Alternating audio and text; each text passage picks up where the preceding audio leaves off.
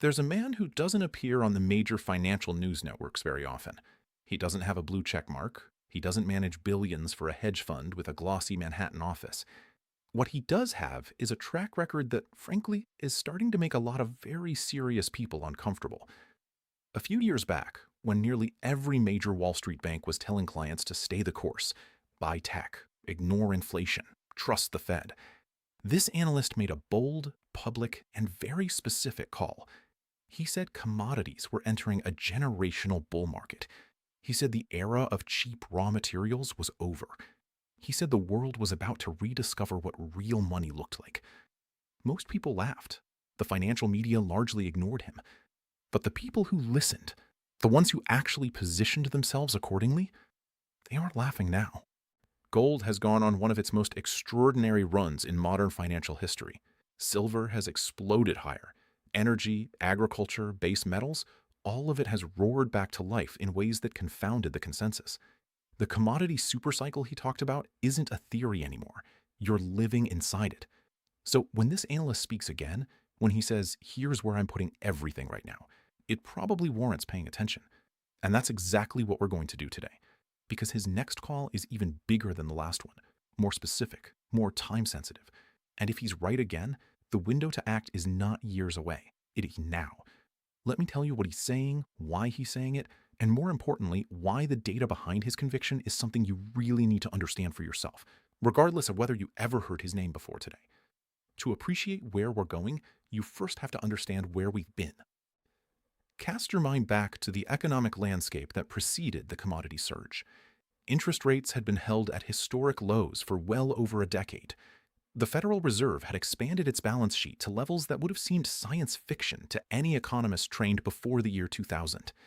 Capital poured into technology stocks, into cryptocurrencies, into anything with a growth narrative and a slide deck.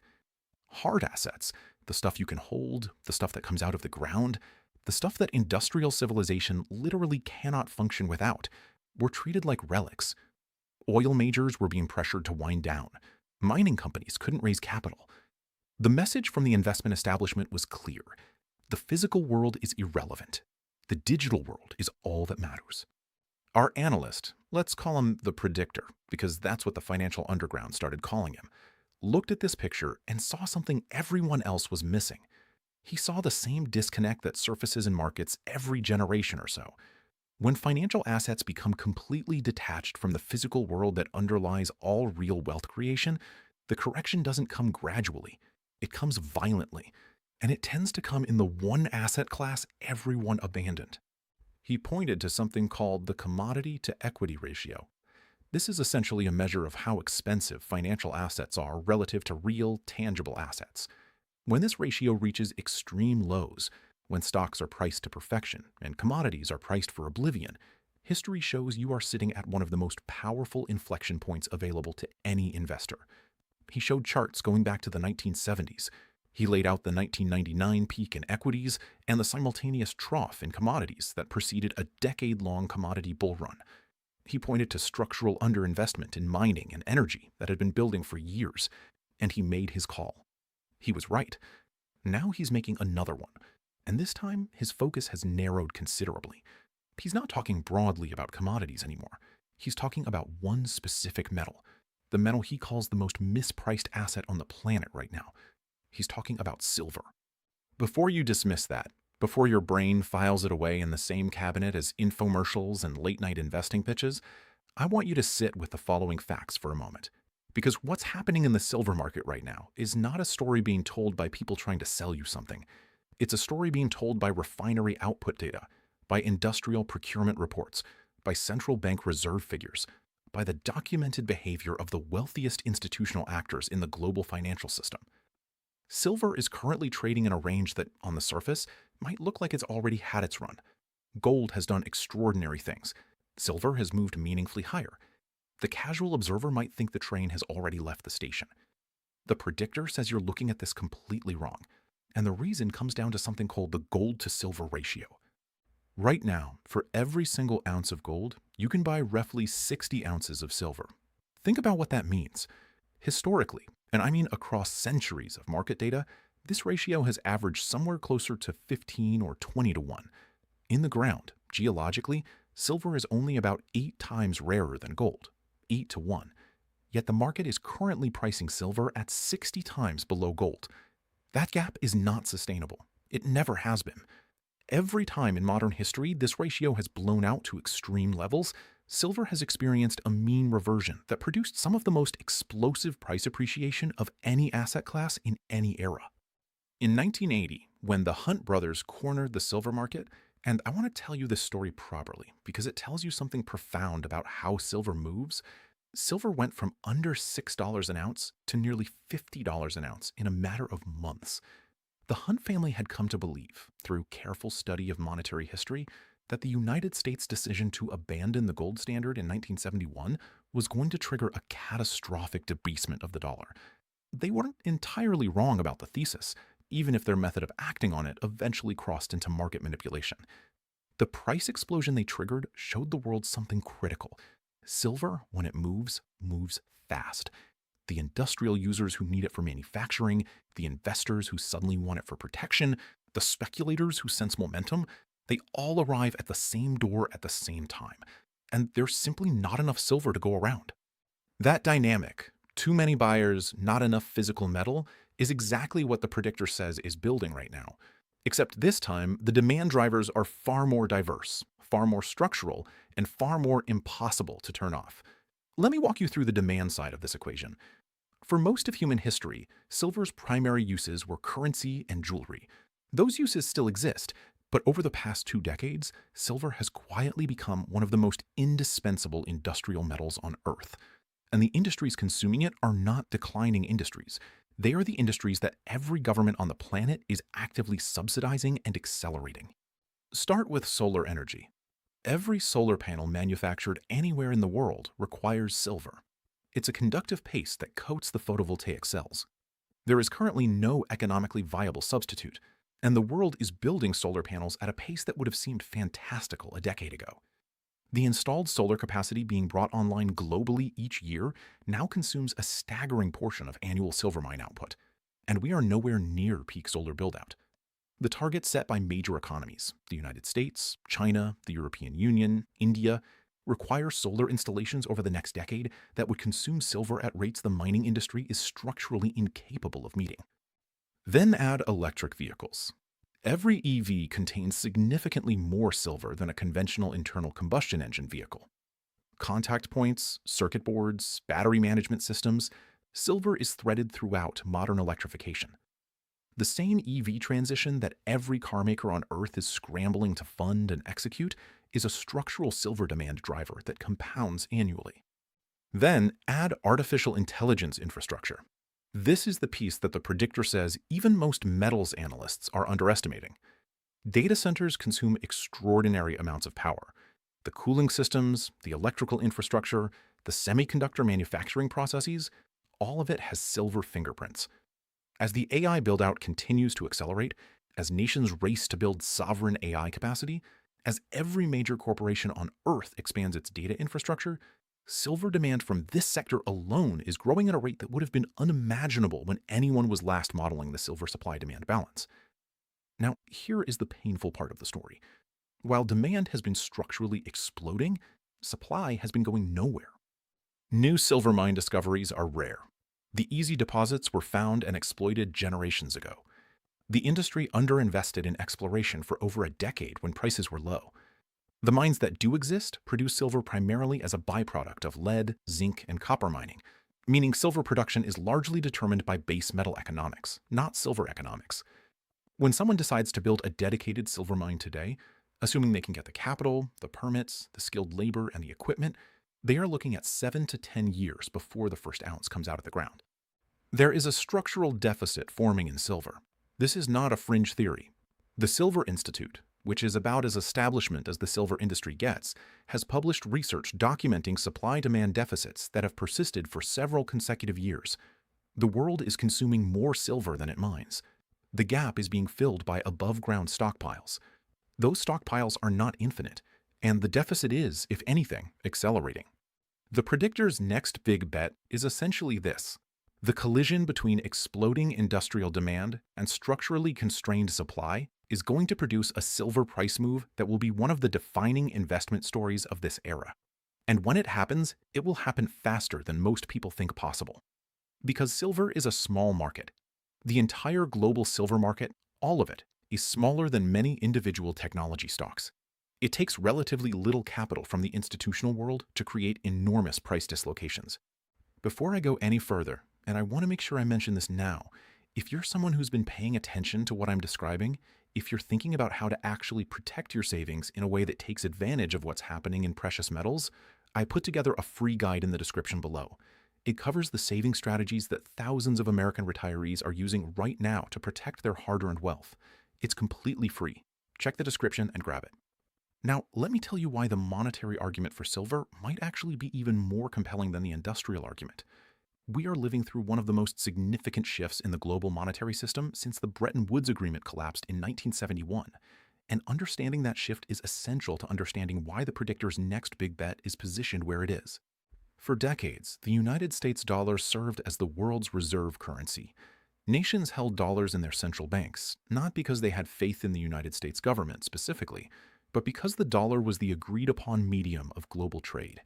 You needed dollars to buy oil. You needed dollars to settle international transactions. This arrangement gave the United States extraordinary economic privileges, the ability to run deficits that no other nation could sustain, the ability to export inflation to the rest of the world, the ability to weaponize the financial system against geopolitical adversaries through sanctions. That last part is critical, because every time the United States deployed the dollar as a weapon, every time it froze assets, every time it cut a nation off from the SWIFT system, every time it used financial infrastructure as a tool of coercion, it sent a message to every other nation on Earth. Holding dollar reserves is a liability, not just an asset. Your reserves can be confiscated.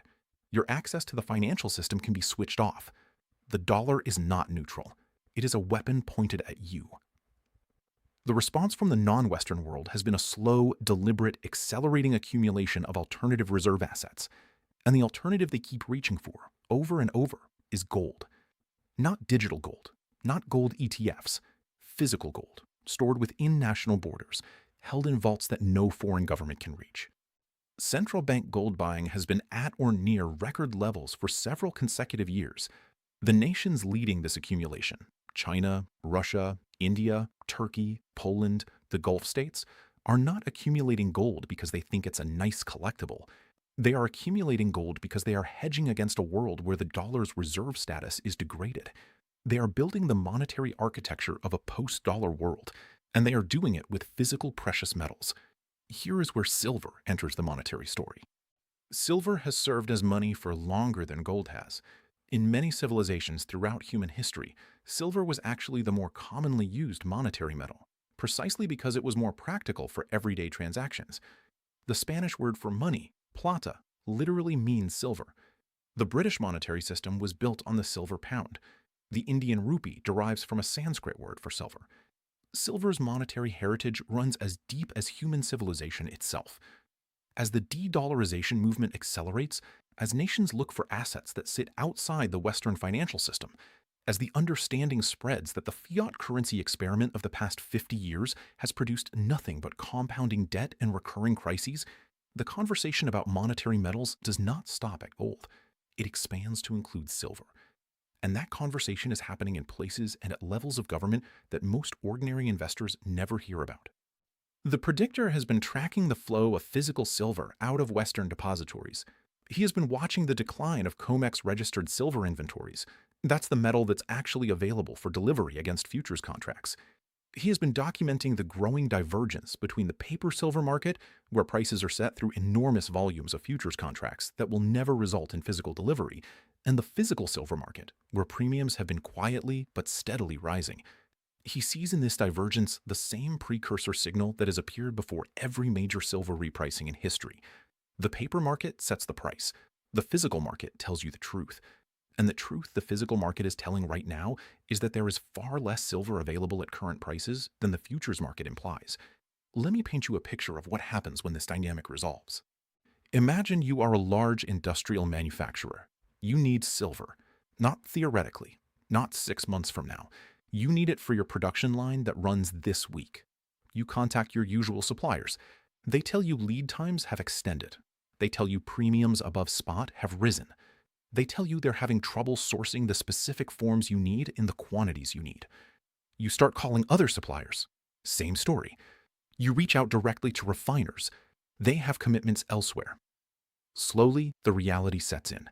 The price you see on your screen is not the price at which you can actually acquire the silver you need. This is called a delivery squeeze. And in the silver market, when industrial demand meets monetary demand simultaneously, when the factories and the investors and the central banks and the speculators all arrive at the market at the same time, the price adjustments can be violent and rapid.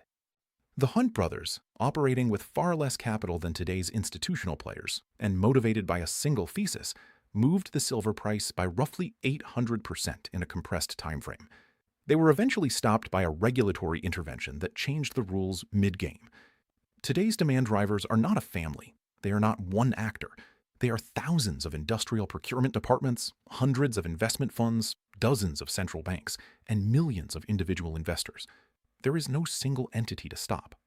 This is why the predictor's next big bet focuses specifically on the silver opportunity, with a conviction he says exceeds even his commodity supercycle call from years ago. He frames it simply. You have an asset that is simultaneously the most critical industrial metal of the green and digital economy, a monetary safe haven with 5,000 years of history, structurally undersupplied relative to growing demand, and priced at a fraction of what the gold to silver ratio alone suggests it should be worth. The stars don't align like this often. He says when they do, the right move is obvious. Now, I want to address something that I think holds a lot of people back when they hear this kind of analysis. They think, I've heard this before. I've heard the gold story, the silver story, the inflation story. They've been telling me the dollar is going to collapse for 30 years, and I'm still buying groceries with dollars. Why is this time different? It's a fair challenge, and I want to give you a serious answer. The reason most predictions of monetary collapse or currency debasement have seemed premature is not that the underlying thesis was wrong. It's that the timing of these events is genuinely difficult to predict, and they tend to move in very long, slow cycles before they suddenly accelerate. The Roman Empire debased its currency over centuries before the collapse came. The Weimar Republic's inflation built slowly before it became hyperinflation virtually overnight. The key insight is not that the dollar is going to zero next Tuesday. The key insight is that we are deep into a process of monetary debasement that has been underway for decades, that the pace is accelerating, and that the assets which have historically preserved wealth through these processes are the same assets the predictor is pointing at right now. The question is not whether you believe in catastrophic collapse. The question is whether you believe in the erosion of purchasing power over time. And if you've been to a grocery store, filled up your gas tank, paid your utility bill, or tried to keep your retirement savings growing faster than the cost of living, you already know the answer to that question from direct personal experience. The predictor talks about what he calls the quiet crisis, the slow, grinding loss of purchasing power that doesn't make headlines because it doesn't happen in a single dramatic event. It happens one grocery bill at a time, one insurance premium at a time, one medical expense at a time. Retirees on fixed incomes feel it most acutely because they can't simply earn more money to offset the rising cost of everything. They are living on assets they spent decades accumulating, and those assets are being quietly, relentlessly devalued by monetary policy decisions made by people who will never face the consequences of those decisions personally. This is exactly why I want to take a moment here for anyone watching who is approaching retirement or already in retirement and who has worked hard to build a meaningful nest egg. The strategies that protected your parents' and grandparents' wealth, keeping savings in the bank, holding bonds, relying on the traditional portfolio, were designed for a monetary environment that no longer exists. Interest rates that once compensated savers for holding cash have been deliberately suppressed for years. Bond yields that once provided reliable income barely keep pace with real-world inflation. The financial system has been restructured in ways that systematically transfer wealth from savers to debtors, and the biggest debtor of all is the United States government. The people who understand this, and I mean the genuinely sophisticated wealth managers, the family offices, the people who manage money for the ultra-wealthy, have been quietly repositioning into hard assets, precious metals, and specifically into vehicles that give them direct physical exposure to gold and silver within their retirement accounts. Not paper exposure, not an ETF that holds a promise. Physical metal, allocated in their names, stored in insured vaults outside the traditional banking system. If that kind of wealth protection strategy is something relevant to your situation, if you have retirement savings that you want to shield from the dynamics we've been discussing, I've put together a resource in the description below that explains exactly how this works, how to get physical gold into a retirement account without triggering taxes or penalties. It's worth understanding even if you ultimately decide it's not for you. Back to the predictor and his next big bet, because there's a layer to this analysis we haven't touched yet, and it may be the most important one. The predictor has been studying what he calls the institutional migration in precious metals. This is the shift from large professional investors treating gold and silver as portfolio insurance, a small allocation, a hedge, an afterthought, to treating them as core positions, primary holdings, and in some cases, the central thesis of entire funds. This migration is still in its early stages. The total amount of institutional capital that is repositioned into precious metals, even after the extraordinary runs of recent years, remains a small fraction of the total institutional investment universe. Global bond markets alone dwarf the entire precious metals market by a factor that would genuinely shock most people. When even a modest reallocation of institutional capital seeks exposure to gold and silver, the price effects are enormous. Not because the institutional world is wild and speculative, but because the target market is so small. The predictor uses an analogy that I think captures this perfectly. Imagine a group of elephants deciding they want to move through a room full of mice. The elephants aren't trying to cause chaos, they're just trying to get comfortable. But in a small enough room, even the most careful elephants create enormous disruption simply by moving. The elephants, the pension funds, the sovereign wealth funds, the endowments, the family offices, the insurance companies are starting to move. They are starting to look at gold approaching record territory and asking whether silver, still priced at a fraction of its historical relationship to gold, represents a more compelling entry point. They are starting to build positions, quietly, methodically.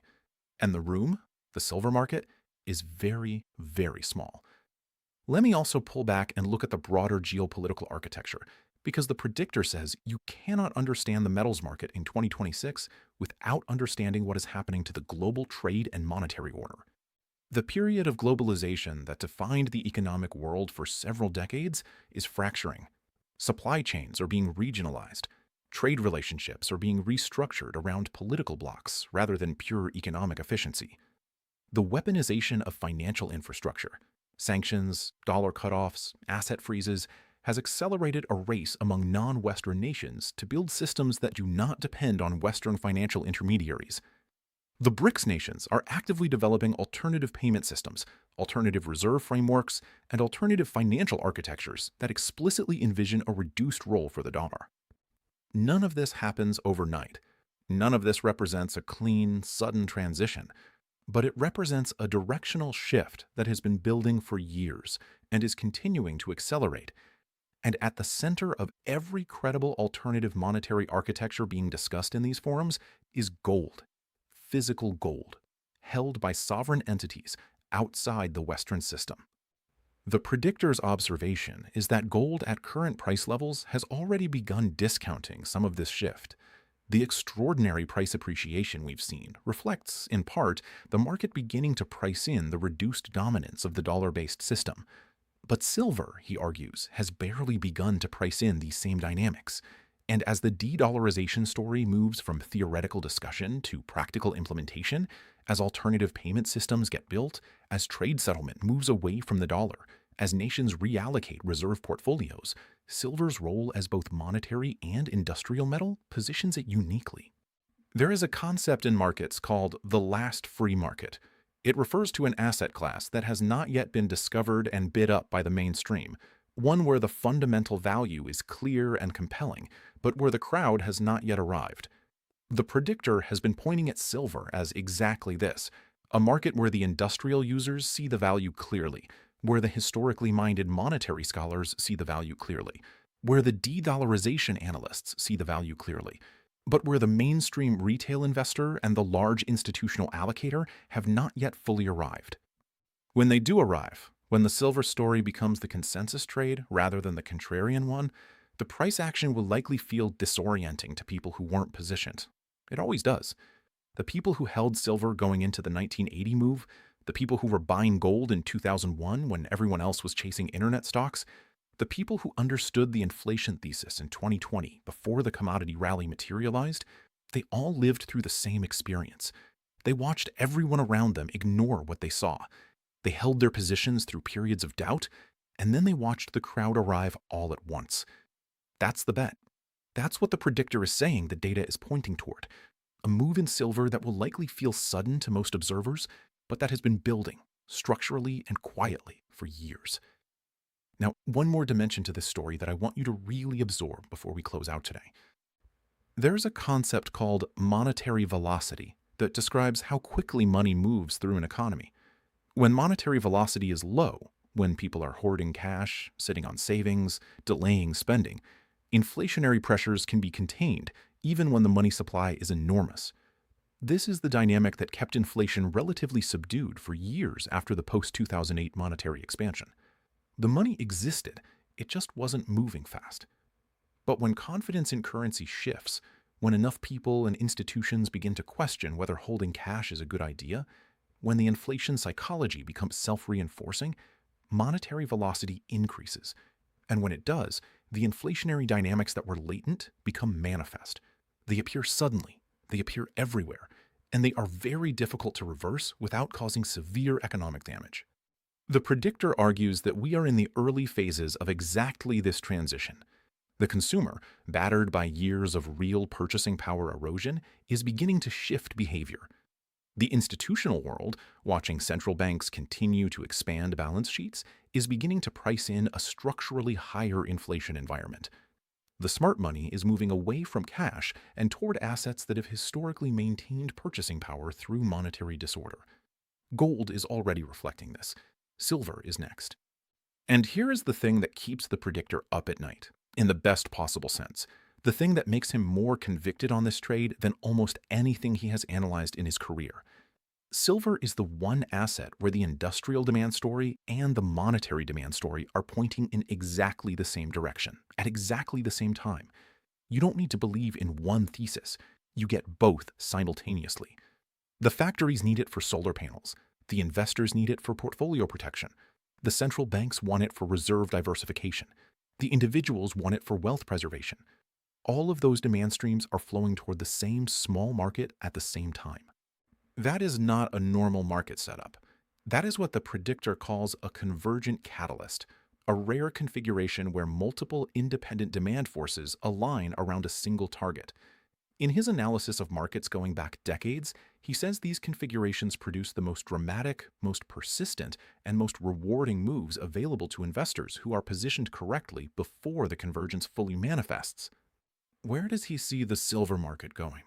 He doesn't like to put a number on it because he thinks price targets create the wrong psychology. They cause investors to sell when a target is hit, rather than holding through what could be a much larger move. But when pressed, he talks about the gold to silver ratio. He talks about where that ratio has historically normalized. And when you do the arithmetic using current gold prices, the numbers are significant enough that most people's initial instinct is to dismiss them. The predictor says that's always how it works at the beginning. The numbers that turn out to be correct always seem outrageous until they happen. Then everyone says they saw it coming. The question you have to ask yourself is not whether the predictor is going to be right. You can't know that with certainty, and anyone who tells you otherwise is selling something. The question is, given what the data actually shows, the supply deficits, the industrial demand growth, the monetary dynamics, the institutional migration, the geopolitical realignment, what is the asymmetry of the opportunity? What is the cost of being early? What is the cost of being wrong? And how does that compare to the cost of being right but not positioned? The predictor made his commodity call years ago. Most people weren't positioned. Most people watched it happen from the outside. Some acted on it. Those people are having very different financial conversations today.